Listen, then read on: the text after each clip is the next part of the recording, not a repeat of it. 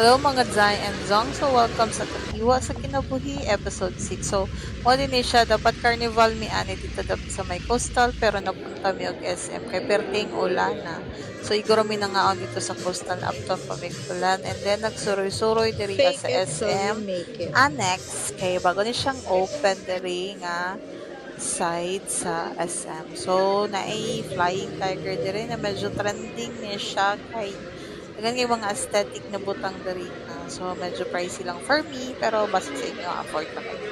So, mo ni siyang bago na SM karon very nindot kaayo. And, wala pa mo kasuroy diri, panuroy ng mo diri na. So, igo rami ani naghulat na muundang ang ulan. So, suroy-suroy ra jud ni amo kay ulan pa kaayo sa gawa. So, Friday din ni siya aning taknaan and mao ni siya diri vlogger lang sa diri well gahulat mo undang ang ulan so galisod jud nga aning sakay pagawas na mo so mao ra to siya and see you in the next one bye